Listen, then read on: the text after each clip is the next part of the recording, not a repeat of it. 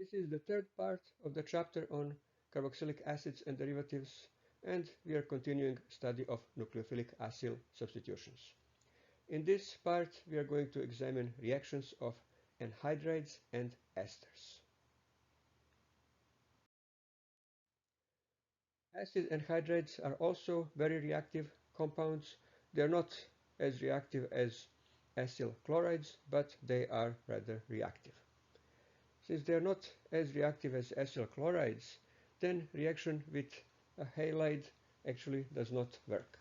So anhydrides have this carboxylate anion as a leaving group. In this case, it would be acetate anion as a leaving group. Hypothetical reaction with a halide anion, halogen ion, chloride, bromide, or iodide as a nucleophile would not work because it would result in replacement of a stronger nucleophile with a weaker nucleophile. Or, in other words, we can put it, it would result in a replacement of a better leaving group with an inferior leaving group. So here, a better leaving group is shown in red, circled in red, or in red circle, and inferior leaving group in blue. So this reaction does not work. On the other hand, other reactions of acid anhydrides with other compounds, other nucleophiles work very well. So anhydride, as you can see, has a leaving group shown here in red, that is carboxylate anion. So reaction, for example, with an alcohol, so that would be leaving group, leaves as carboxylic acid. Reaction with an alcohol results in formation of an ester. So you can see that leaving group shown in red box has been replaced by a nucleophile shown in the blue box. So anhydrides readily react with alcohols to form esters. Another common reaction of anhydrides, again leaving group is shown, is with alkoxide anions. So reaction with alkoxide anion results in formation again of the ester, and now the byproduct is anion, in this case sodium salt of carboxylate anion, in this case sodium acetate, since this was acetic anhydride. Cyclic anhydrides also react, but now leaving group is part of the chain. So as cyclic anhydrides react, resulting reaction is ring opening reaction, and we end up with a single molecule as a product. So for example, a reaction with alcohol, methanol, results in formation of acid as one functional group present in the product, and ester as the other. So this is a way to obtain open chain compounds.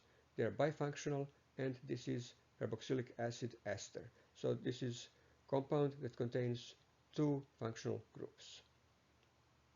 Another example of the opening of the cyclic anhydride is reaction of phthalic anhydride, and in this case with sodium ethoxide, and of course then we need a protonation step.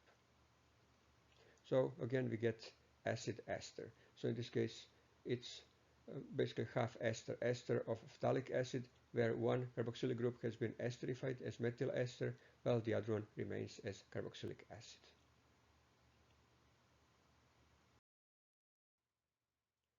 Anhydrides are readily hydrolyzed, and that's usually undesired side reaction, although we can carry out hydrolysis if we want to. So sometimes anhydrides are hydrolyzed on purpose to obtain carboxylic acids. Typically heat is required, but sometimes on standing for extended periods of time, anhydrides will hydrolyze on their own. So they are hydrolyzed to corresponding carboxylic acids. Anhydrides also readily react with amines to give corresponding amides, and this reaction is actually very useful. It may be even more useful than reaction of the corresponding acyl chlorides. So we have a leaving group, and in this case actually what is shown in blue is part of the molecule that reacts with amine to give amide. The other part shown here in amber is the leaving group. So reaction with amine results in formation of amide. So note that in this case we have a covalent bond, carbon-nitrogen covalent bond. The other half of the anhydride molecule reacts with another molecule of amine to give ammonium salt. This compound has ionic bond. Now, this would appear to be, at first glance, wasteful reaction because both half of the anhydride and half of the amount of amine used in the reaction are wasted.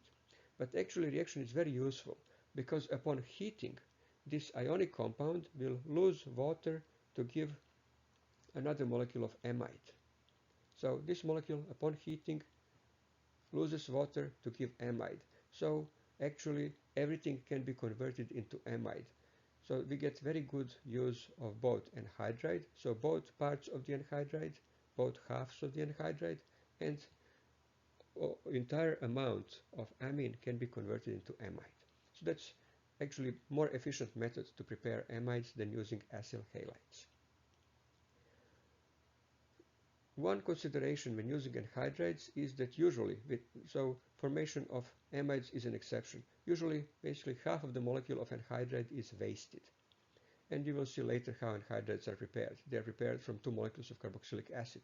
So basically, ultimate result is that 1 molecule of carboxylic acid is wasted as a leaving group. For that reason, usually only inexpensive anhydrides are commonly used. Such inexpensive anhydrides would be acetic anhydride and benzoic anhydrides. There are some others, but these are 2 most commonly used. Here is an example of reaction mechanism.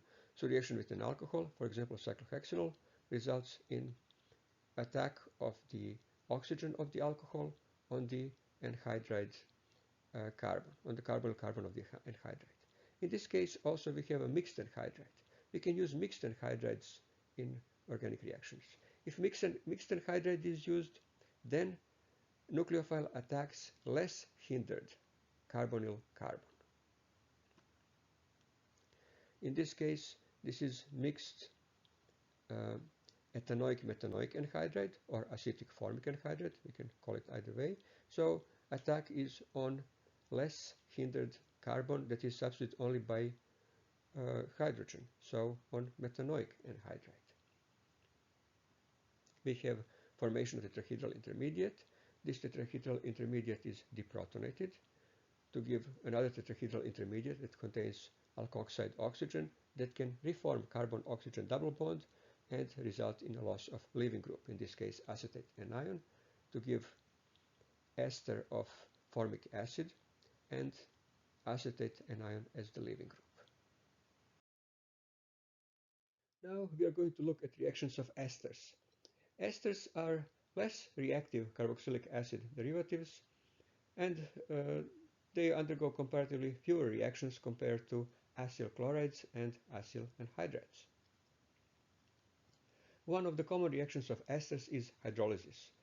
Hydrolysis can be carried out under acidic conditions, and then reaction is catalytic. So simply with water in the presence of small amount of catalyst, acid is a catalyst, esters are hydrolyzed to corresponding carboxylic acid and alcohol. So this would be hydronium ion as the catalyst in aqueous solution. Under basic conditions, reaction is base-induced, but it's not catalytic. Under basic conditions, reaction is stoichiometric with respect to base.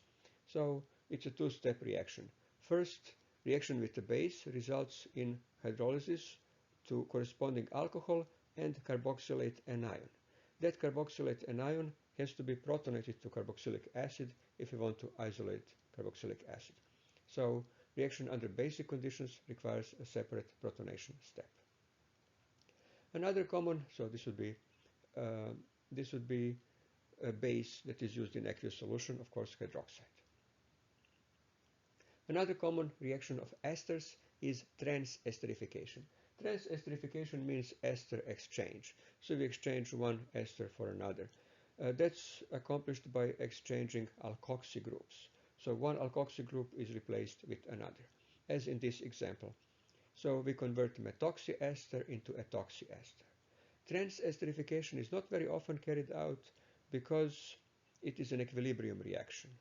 And to shift equilibrium to desired ester, in this case ethoxy ester, we have to use the alcohol that is going to replace the leaving group as a solvent. That means only inexpensive alcohols can be used, and also alcohols that can be easily separated from the resulting ester. That means low boiling alcohols. That's basically methanol and ethanol. So in this case, we carry out reaction in ethanol as the solvent, and we add 1 drop of acid, for example sulfuric acid, as a catalyst. So the catalyst is corresponding protonated alcohol, protonated solvent. We carry out reaction with heat, and if reaction is carried out under these conditions, so in ethanol as a solvent, with heating, we can accomplish complete replacement of methoxy group with ethoxy and convert methyl ester into ethyl ester.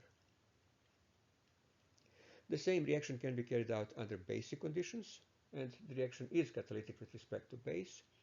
So then a catalyst would be deprotonated alcohol. Again, alcohol is used as a solvent, in this case ethanol, and we carry out reaction with small amount of base as a catalyst, and again reaction goes to completion. So methoxide is replaced by ethoxide, or methyl ester is converted into ethyl ester.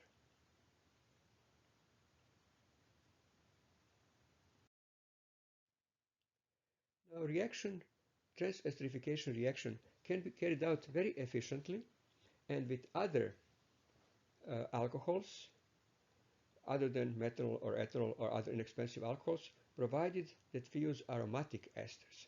Esters that have aromatic alcohol as a leaving group. The most common such leaving group would be phenoxy leaving group. The reason for it is that corresponding molecule that results from the reaction, phenol, is actually acidic, and that means its corresponding base, phenoxide anion, is relatively weak base. So compared to alcohols, phenol is strong acid. It has pKa of 10 compared to typical pKa of an alcohol of 15, or in case of cyclohexanol 16. And that means that as a leaving group, it's much better leaving group compared to ordinary alkoxy leaving group, because it's much weaker base. Obviously, anion of strong acid or stronger acid is weak base, of weak acid strong base. So leaving group will be phenol, relatively strong acid compared to alcohols, and that is replaced by, in this case, cyclohexanol, but it could be any aliphatic alcohol, any non-aromatic alcohol. And so this reaction works very well and basically is quantitative. So replacement of phenoxy group with another alcohol group is quantitative, and that's trans-esterification reaction that can be carried out very readily and really easily. So that's very, very often done. Esters also can undergo what is called transamination reaction. That means amine exchange reaction. So alkoxy group is replaced with amino group. So we carry out reaction of an ester with corresponding amine, in this case dimethylamine, with heat, and we obtain corresponding amide. To shift equilibrium to the right, the leaving group, in this case alcohol, methanol, is removed by distillation. And here is a mechanism of acid-catalyzed ester hydrolysis. Reaction starts by protonation of the carbonyl carbon, and that's because water is a weak nucleophile and cannot add to the carbonyl carbon. For that reason, carbonyl carbon is protonated to activate it. In the next step, molecule of water adds to such protonated carbonyl group to result in formation of a tetrahedral intermediate. This tetrahedral intermediate contains an oxonium ion, and that oxonium ion is deprotonated, usually by another molecule of water, or it could be some other base. For example, this oxonium ion could protonate another molecule of ester for another reaction. Once this molecule is deprotonated, oxonium ion is deprotonated, another oxonium ion is generated by protonation of oxygen bonded to alkyl group. So this is the second protonation step. First protonation was protonation of carbonyl carbon. Now oxygen bonded to alkyl group is protonated to convert it into a good leaving group. Now that we have new second oxonium ion generated, that second oxonium ion leaves, assisted by electron pair from one of the OH groups. As that oxonium ion leaves, it leaves as a molecule of alcohol, and results in formation of protonated carboxylic acid. You can see the species on the left here is protonated carboxylic acid. Protonated carboxylic acid is deprotonated in the final step by molecule of water to generate hydronium ion, and that results in formation of the final product, carboxylic acid. So here we can see that products are carboxylic acid and alcohol, and also in this final step hydronium ion is generated. That's a catalyst. So that was species that was used in the first step, hydronium ion protonated carbonyl group in the first step. So it is regenerated in the last step, and now it can catalyze another cycle.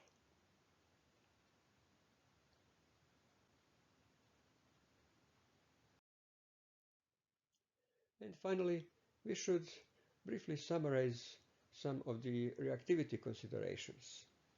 We have seen from the previous mechanisms that protonated species are much more reactive compared to deprotonated. And that's a trick that we often use in organic chemistry. If something is not reactive, we will protonate it and we will make it more reactive. And you can see that protonation can work in two ways. One is by protonation of carbonyl group. It becomes more electron deficient, and so carbonyl carbon becomes more reactive, more electrophilic. And so it is easier for weaker nucleophiles to donate free electron pair to it. So protonated carbonyl group is much better, much stronger electrophile compared to unprotonated ordinary carbonyl group. And then another way that protonation results in activation or higher reactivity is by making particular leaving group better leaving group. So protonated leaving group is better leaving group compared to unprotonated. So in this case we have protonated leaving group resulting in oxonium ion. And so when it leaves as molecule of alcohol, therefore a weak base, so a good leaving group. On the right, leaving group would be alkoxide anion, strong base, so a poor leaving group. And finally, we are going to briefly look at base-induced ester hydrolysis. Under basic conditions, hydroxide anion is the nucleophile, and it's strong nucleophile, so it adds to the carbonyl carbon to result in formation of tetrahedral intermediate. This tetrahedral intermediate reforms carbon-oxygen double bond with loss of a leaving group, in this case alkoxy group. And so the result of this step is formation of carboxylic acid and alkoxide anion. Now we have acid and base. Acid is carboxylic acid, alkoxide anion is a base. Now in acid-base reaction, proton transfer occurs. Proton is transferred from carboxylic acid to alkoxide anion to give final products of base-induced ester hydrolysis. And those are molecule of alcohol and carboxylate anion. If we want to isolate carboxylic acid, then we need to add inorganic acid like hydrochloric acid to protonate carboxylate anion to carboxylic acid. And then the final product would be carboxylic acid. This completes this third part of the chapter on carboxylic acids and derivatives, and next we'll be looking at reactions of carboxylic acids and amides.